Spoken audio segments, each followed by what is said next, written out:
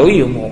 అన్నయ్య, నీకు ఎంత పనున్నా ఒక్కరోజు భటుల్ని పంపించు, నువ్వు మాత్రం భోజనానికి నా ఇంటికి రా, ప్రేమతో నేను వండి పెడతానంది యమున. మన్నించి యమధర్మరాజు కార్తీక మాసంలో శుక్లపక్షంలో విధియ తిథి నాడు యమున ఇంటికి భోజనానికి వెళ్ళాడు. ఏం చెయ్యాలి అన్నయ్య వస్తే? పరమ ప్రేమతో చిన్నప్పుడు అన్నయ్య ఏం తినేవాడో, ఏదంటే ఇష్టమో ఆ మాటలు చెప్తూ, కబుర్లు చెప్తూ, ఇంకొంచెం తిననయా, ఇంకొంచెం తిననయా అంటూ అన్నయ్యకి ప్రేమగా వడ్డించింది. తిన్నాడు. ఏం కావాలమ్మా నీకు అని అడిగాడు. మరి దేవతా సంబంధం కదూ, వరం ఇవ్వాలి. ఆవిడ మనందరి కోసము వరం అడిగింది.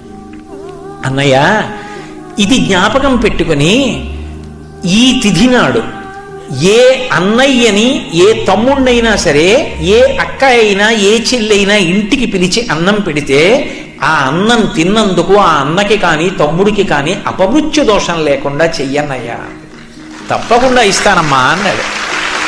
అంతేకాదమ్మా, నీలాంటి చెల్లెలు ఉన్నందుకు పొంగిపోతున్నాను. విశాల హృదయంతో అడిగావు. ఇలా పెట్టిన చెల్లికి మంగళసూత్రానికి ఇబ్బంది రాదమ్మా, సౌమాంగల్యంతో ఉంటుంది, వరమిస్తున్నాను అన్నాడు. యజ్ఞం చేయమన్నారా, యాగం చేయమన్నారా? ఏడాదికొక్కసారి భగినీహస్త భోజనమని తోడ పుట్టిన దాని ఇంటికి వెళ్ళి అన్నం తినమన్నాడు. ఆ తిథి జ్ఞాపకం పెట్టుకొని ప్రేమగా